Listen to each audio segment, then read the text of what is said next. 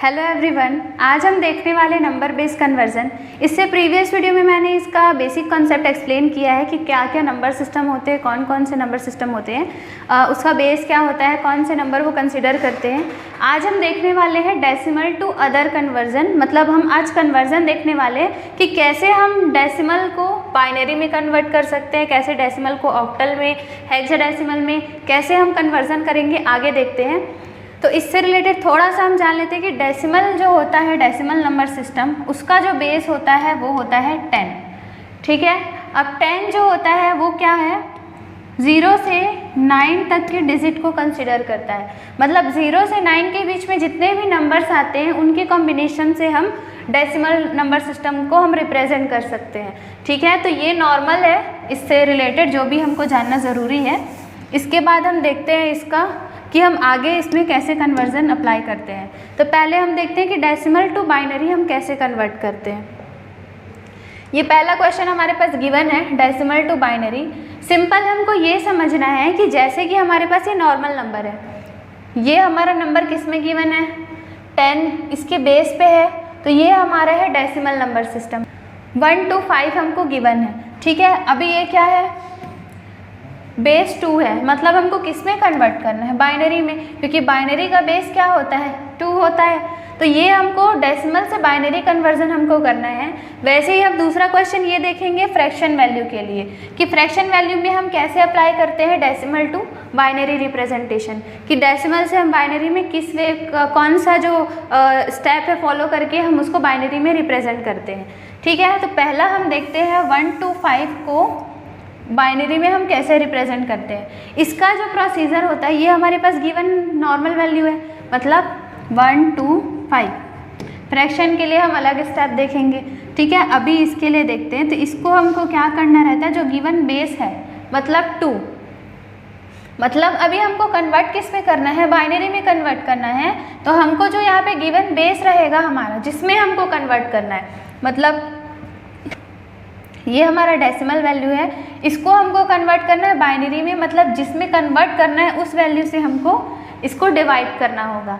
ठीक है, तो यहाँ पर क्या होगा, हम इसको डिवाइड करेंगे, देन जो वैल्यू हमको मिलेगी, यहाँ पे हम जितनी बार में हम इसको डिवाइड करते वो यहाँ पर हमको नोट करना है। देन जितना हमारा रिमाइंडर बचेगा उसको हमको यहाँ पर नोट डाउन करना है, क्योंकि यहाँ पर जो आंसर बनने वाला वो क्या होगा, वो हमारा रिमाइंडर सेक्शन होगा।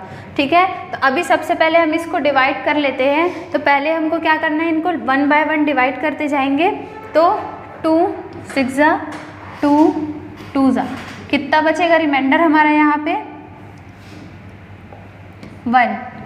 ठीक है, अब फिर से इसको डिवाइड कर लेते हैं, ये कितना रिमाइंडर बचेगा 0। फिर डिवाइड कर लेते हैं 2 से, ये 15 टाइम पे जाएगा, यहाँ पे रिमाइंडर बचेगा 1। फिर डिवाइड कर लेते हैं 7 टाइम पे, रिमाइंडर बचेगा 1। फिर 2 से डिवाइड कर लेते हैं, यहाँ पे क्या होगा, 3 टाइम पे जाएगा, रिमाइंडर बचेगा 1। फिर डिवाइड करेंगे 1 टाइम में, रिमाइंडर बचेगा 1। फिर 2 से डिवाइड करते हैं, लास्ट हमारा 0 टाइम पे जाएगा, रिमाइंडर बचेगा 1। मतलब हमको कितने टाइम तक इसको डिवाइड करते जाना है, जब तक हमारा पूरा सॉल्यूशन कंप्लीट नहीं हो जाता। मतलब लास्ट में हमको 0 मिलना चाहिए। अब हमारा ये पूरा डिवाइड हो चुका है। अब ये जो सेक्शन है ये हमारा है आंसर के लिए, जो हमारा बाइनरी रिप्रेजेंटेशन होगा इस वैल्यू का। लेकिन लिखना किस वे में है, हम इसको ऊपर से नीचे नहीं लिख सकते। जैसे यहाँ पे 1 गिवन है, फिर 0, फिर ये 1, फिर 1, इस वाले फॉर्मेट पे हम इसको नहीं लिख सकते, क्योंकि ये यहाँ पे गलत होगा। हमको यहाँ पे लिखने का जो प्रोसीजर होता है वो है नीचे से ऊपर। ठीक है, नीचे से हमको ऊपर लिखना है। मतलब पहली वैल्यू क्या आ जाएगी हमारी 1, देन अगेन 1, फिर से 1,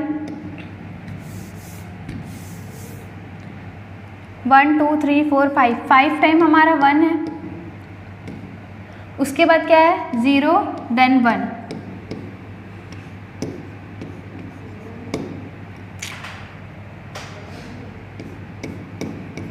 ठीक है, तो ये हो गई वैल्यू हमारी 5 टाइम 1, देन 0, देन 1। ये हमारी क्या वैल्यू हो जाती है 1 to 5 के लिए, ये बाइनरी रिप्रेजेंटेशन, जिसको हमने क्या किया, डेसिमल से बाइनरी में कन्वर्ट किया है। कैसे किया है, इस वैल्यू को हमको जिस पे कन्वर्ट करना है उसके बेस से हमको डिवाइड करते जाना है, ठीक है। तो ये प्रोसीजर है डेसिमल टू बाइनरी कन्वर्जन का।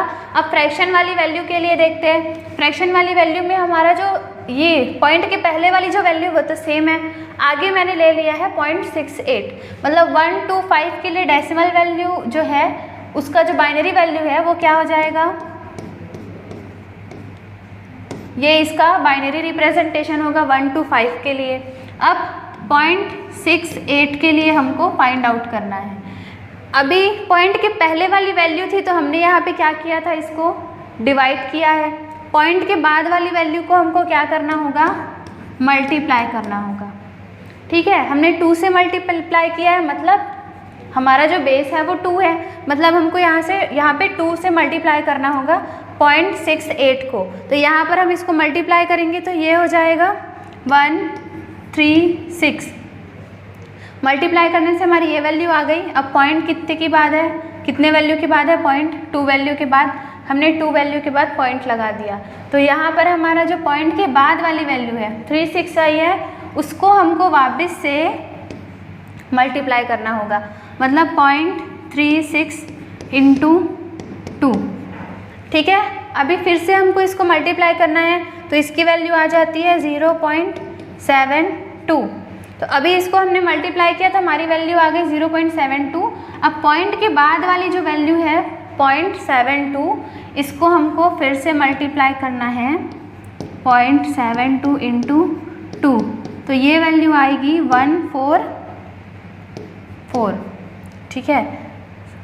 हम अब यहाँ पे जो पॉइंट हमने 2 वैल्यू के बाद लगा दी, क्योंकि यहाँ पे गिवन वैल्यू में हमारी 2 वैल्यू के पहले हमारे पॉइंट गिवन है, ठीक है। तो यहाँ पर हमारी जो पॉइंट के बाद दिया है वो है 0.44, उसको हमको फिर से मल्टीप्लाई करना होगा 2 से, तो ये क्या हो जाएगा 0.88, ठीक है। अब फिर से हमको पॉइंट के बाद वाली जो ये वाली वैल्यू है उसको फिर से मल्टीप्लाई करना होगा, तो 0.88 को हमको मल्टीप्लाई करना है 2 से, तो ये हो जाएगा 176, ठीक है।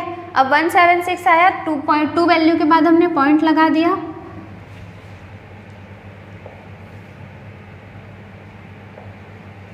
अब पॉइंट के बाद फिर से क्या वैल्यू आ गई 0.76। अब इसको फिर से मल्टीप्लाई कर लेते हैं तो ये हो जाएगा 1.52, ठीक है। ये वाली वैल्यू आ गई। अब फिर से हमको इस वैल्यू को मल्टीप्लाई करना है 0.52 इंटू 2। अब इसको हम मल्टीप्लाई करेंगे तो यहाँ पे क्या आ जाएगा, ये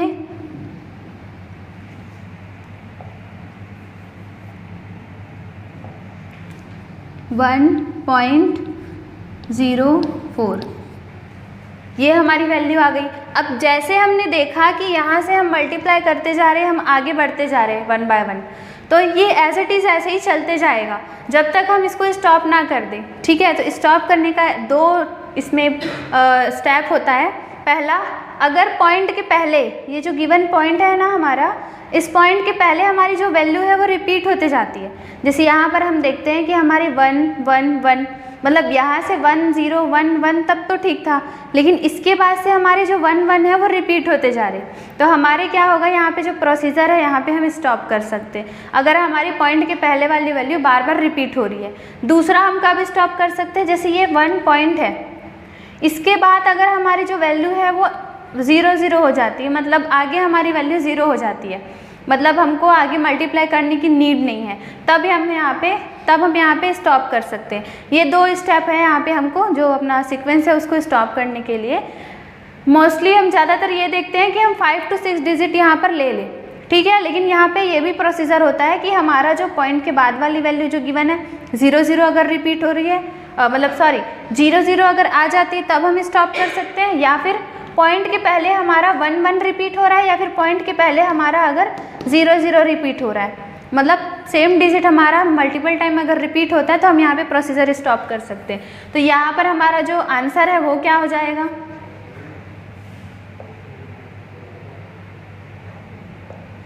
अब लिखने का ये प्रोसीजर क्या होगा, हमारा जो यहाँ पे गिवन है ये हमारा आंसर है, पर हमको आंसर किसको कंसिडर करना होगा यहाँ पे,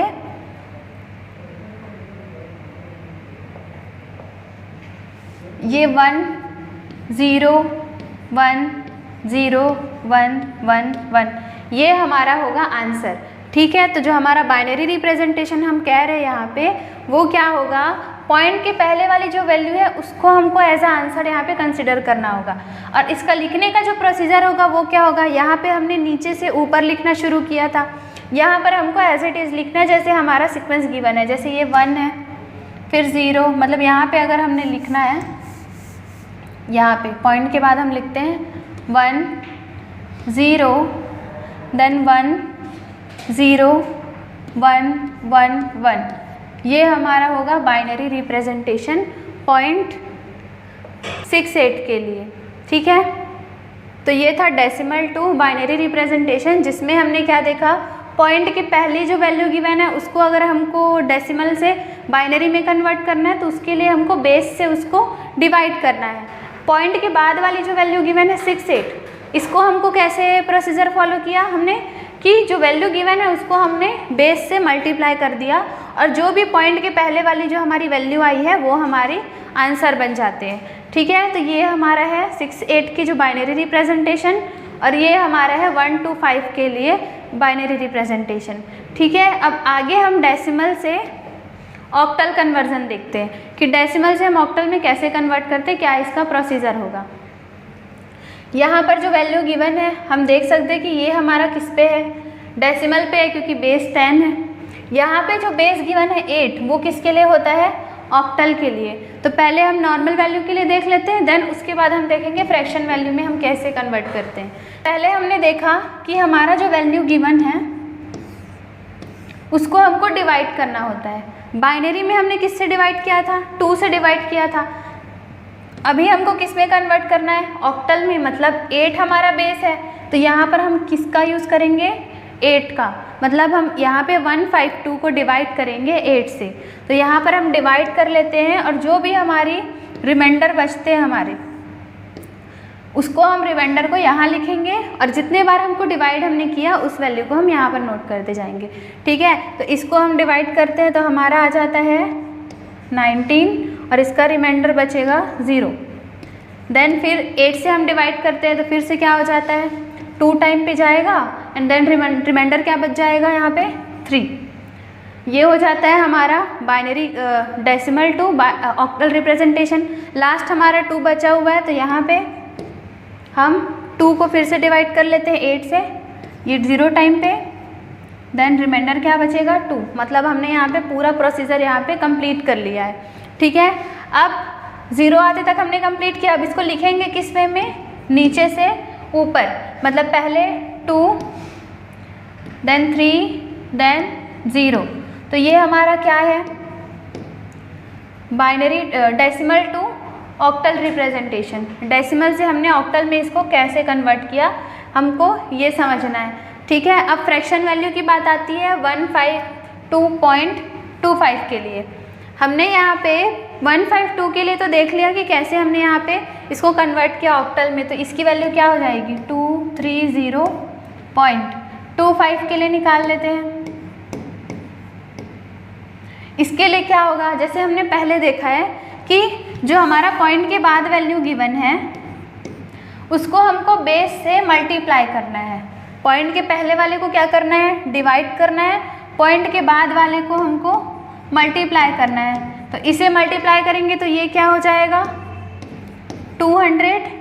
मतलब अगर 2 पॉइंट के बाद 2 वैल्यू के बाद हम पॉइंट लगा दें यहाँ पर तो ये वैल्यू क्या हो जाती है, स्टॉप हो जाएगी, क्योंकि हमारा क्या आ गया 2 पॉइंट के बाद हमारा 0 0 आ गया। मतलब अगर मैं यहाँ पे 0 0 को भी मल्टीप्लाई करूँ तो भी हमको 0 ही मिलना है। ठीक है, तो यहाँ पे हम क्या करते हैं, प्रोसीजर स्टॉप कर देंगे और हमारा जो यहाँ पे आंसर बनेगा वो होगा 2। मतलब 2.25 को ऑक्टल में अगर हम रिप्रेजेंट करें तो हमारा आंसर क्या होगा 2 होगा। तो यहाँ पर ये क्या हो जाता है 230.2 हमारा ऑक्टल रिप्रेजेंटेशन है इस वाली वैल्यू का। ठीक है, तो ये हमारा प्रोसीजर कंप्लीट होता है डेसिमल टू ऑक्टल कन्वर्जन। इसको आप प्रैक्टिस करेंगे तो आपको और इजी से समझ आएगा कि कैसे ये हम कन्वर्ट करते हैं डेसिमल टू अदर कन्वर्जन में। अब हम आगे देखते हैं decimal to hexadecimal conversion. Decimal से ये गिवन वैल्यू हमारा है डेसिमल वैल्यू, इसको हमको किस में कन्वर्ट करना है, हेक्साडेसिमल में। हेक्साडेसिमल का जो बेस होता है वो क्या होता है, 16 होता है। ठीक है, अभी हमने पहले देखा जैसे सेम यहाँ पर भी प्रोसीजर फॉलो होगा। यहाँ पर भी डेसिमल से हमको हेक्सा में कन्वर्ट करना है तो हमको इसको डिवाइड करना पड़ेगा। प्रीवियस में हमने देखा कि हमने बाइनरी में 2 से डिवाइड किया था, ऑक्टल में 8 से डिवाइड किया था। यहाँ पे हमको क्या करना है, यहाँ पे बेस गिवन जो है 16, हमको 16 से यहाँ पे डिवाइड करना होगा। ठीक है, तो अभी हम इसको डिवाइड करेंगे 16 से, तो ये क्या हो जाता है 6 1 जा 6, तो इसका रिमाइंडर क्या बचेगा यहाँ पर 3। अब अगेन 16 से करेंगे 1 जा, ये रिमाइंडर बचेगा 0। देन अगेन 16 से डिवाइड करेंगे तो 0 टाइम पे जाएगा और रिमाइंडर बचेगा 1। मतलब हमने 0 टाइम तक आते तक इसको पूरा सॉल्व किया। अब हमारा जो आंसर है वो हम किस वे में लिखेंगे, तो यहाँ पर हमको नीचे से ऊपर की ओर हमको इसको रिप्रेजेंट करना है। तो हमने पहले क्या किया 1 0 देन 3, ये हमारा है hexadecimal conversion, decimal to hexadecimal conversion, जिसमें हमने क्या किया 16 से जो हमारा गिवन बेस है जिसमें हमको कन्वर्ट करना है उससे हमने उससे हमने डिवाइड कर दिया इस वैल्यू को। ठीक है, देन हमको क्या मिला 103 हमारा है हेक्साडेसिमल वैल्यू। अब देखते हैं फ्रैक्शन वैल्यू के लिए। यहाँ पर हमने इसके लिए तो वैल्यू फाइंड आउट कर लिया 103। अब 67 के लिए हमको निकालना है 0.67 के लिए हेक्साडेसिमल कन्वर्जन। तो इसके लिए क्या करना है, जैसे हमने पहले भी देखा, यहाँ पर हमको किससे मल्टीप्लाई करना होगा 16 से। तो यहाँ पर हम 16 से मल्टीप्लाई करेंगे तो ये वैल्यू क्या हो जाएगी 10.72, क्योंकि 2 वैल्यू के बाद हमारी पॉइंट गिवन है। तो ये हमारी क्या हो जाएगी 0.67 को 16 से मल्टीप्लाई करने से हमारी ये वैल्यू आ जाती है। अब पॉइंट के बाद जो गिवन वैल्यू है उसको हमको फिर से मल्टीप्लाई करना होगा 0.7 इंटू 16, इसको मल्टीप्लाई करेंगे तो आ जाएगा 111.52। ठीक है, तो अभी पॉइंट के बाद जो वैल्यू गिवन है 0.52, उसको फिर से हम मल्टीप्लाई कर लेते हैं 0.52 इंटू 16, इसको मल्टीप्लाई करेंगे तो ये हो जाता है 8.32। अब 8 के बाद जो हमारा पॉइंट गिवन है 0.32, इसको फिर से मल्टीप्लाई कर लेते हैं 0.32 इंटू 16, इसे मल्टीप्लाई करेंगे तो ये क्या होगा 5.12। तो ये हमारा है हेक्साडेसिमल में। हमने जब इसको कन्वर्ट किया तो हमने क्या देखा कि यहाँ पे हमने जो बेस गिवन है 16 उससे हमको मल्टीप्लाई करते जाना है। अब यहाँ पर जो गिवन वैल्यू इसको फिर अगेन हम सेम प्रोसीजर अप्लाई करेंगे, तो यहाँ पर ये प्रोसीजर चलते जाएगा। तो हमको क्या करना है, हेक्साडेसिमल में जब हम कन्वर्ट करते हैं तो मोस्टली हमको अप्रॉक्स हमको 4 to 5 डिजिट तक हमको इसको लेना है। ठीक है, तो हमने अभी 4 स्टेप इसको फॉलो किया। अभी जो पॉइंट के पहले वाली जो वैल्यू गिवन है, जैसे ये 10 है, 11 है, 8 है, 5 है, ये हमारा होगा आंसर 0.67 के लिए। ठीक है, तो इसको कैसे लिखेंगे 10 11 8 5, ये हमारा है आंसर के लिए।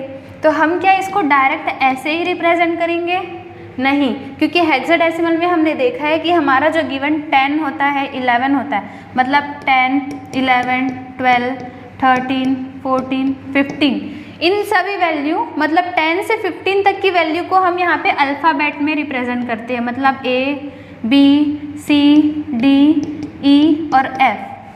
ठीक है, तो अभी हमको 10 को किस में रिप्रेजेंट करना है, A पे। A से हम 10 को रिप्रेजेंट करेंगे, 11 को हम B से रिप्रेजेंट करेंगे, 8 और 5 एज इट इज़ रहेगा 8 and 5। ठीक है, तो हमारा जो 0.67 है, इसका जो हमारा हेक्साडेसिमल रिप्रेजेंटेशन आया है, डेसिमल टू हेक्साडेसिमल रिप्रेजेंटेशन, ये क्या होगा A B 8 5। ये है हमारा हेक्साडेसिमल रिप्रेजेंटेशन किसके लिए, पूरा 259.67 के लिए। ठीक है, तो कैसे हमने इस प्रोसीजर को फॉलो किया, कैसे हमने इसको रिप्रेजेंट किया, ये हमने देखा आज कि कैसे हम decimal to binary, decimal to octal, decimal to hexadecimal कैसे कन्वर्ट करते हैं। तो ये मेन प्रोसीजर था नॉर्मल वैल्यू के लिए भी और हमारी फ्रैक्शनल वैल्यू के लिए भी, जिसमें हमने तीनों कन्वर्जन को हमने यहाँ पर देखा है, डेसिमल टू हेक्सा, ऑक्टल और बाइनरी रिप्रेजेंटेशन।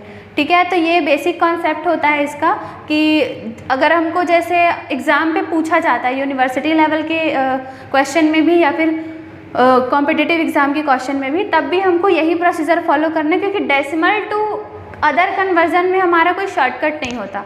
इससे रिलेटेड हम binary conversion, octal conversion, hexadecimal conversion हम आगे देखने वाले, जहाँ पे हम ट्रेडिशनल मेथड मतलब जो यूनिवर्सिटी पे हमको जिस वे में रिप्रेजेंट करना है उस मेथड को भी देखेंगे, और कैसे हम शॉर्टकट जो कॉम्पिटिटिव एग्जाम में हमको यूज़ करना है उस फॉर्मेट को भी हम देखेंगे कि कैसे हम वहाँ पे शॉर्टकट वे में हम यूज़ करते हैं। तो आगे भी वीडियो में बने रहिएगा। वीडियो अच्छी लगी हो तो लाइक कीजिएगा। Thank you.